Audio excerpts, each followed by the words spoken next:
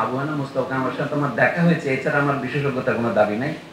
ভবিষ্যতে আমার আশঙ্কা আছে ভবিষ্যতে দুর্নীতি দমন কমিশন না আবার বাংলা একাডেমিকে অভিযুক্ত করে বিশেষজ্ঞ এমন লোকদের কোনো দাওয়াত দিয়েছেন, দিতেই পারে।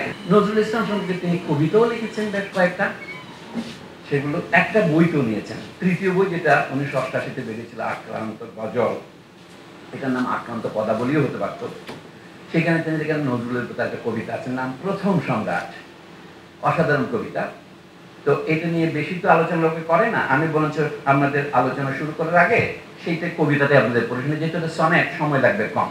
আবু হানা কবি হিসেবে আধুনিক কবি ছিলেন দেখা যায়, নজরুলের মতো ছিলেন না, কিন্তু নজরুলের গুণ গরিমা কবিতার মধ্যে প্রকাশ করতে অসুবিধা কি? নাম দিয়েছে প্রথম সম্রাট, এটা তার প্রবন্ধের মধ্যে আমি এই কথার অনুরণন দেখতে পাই। মোটিভ যেটা বলা আছে, ওই ব্রত আছে। যুদ্ধোত্তর কলকাতার মধ্যবিত্ত বেলওয়ারি চাঁদ, তখন বৈশাখী মেঘে অন্তরীণ, নষ্ট পদাবলী বিষণ্ণ বাতাসে, গাঢ় অন্ধকারে অবরুদ্ধ দিন, আসন্ন ঝড়ের মুখে থর থর, বিষয় আশ্রয় এবং সামান্য পুঁজি পাটা, কিছুই রবে না জেনে সন্ত্রস্ত শহর।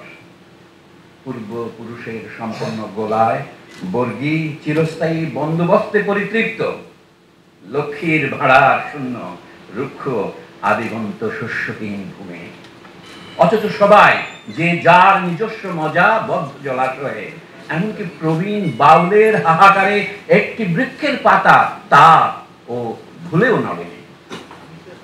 রাজপথে মুকুটহীন রাজা, তুমি এলে তারুণ্যের প্রথম সম্রাট। অট্টহাসি ভেঙে পড়লো দেয়ালে দেয়ালে, মৃত স্বপ্নের সঞ্চয়, আবর্জনা উড়ে গেল বিদ্রোহের তুমুল ওঙ্কারে।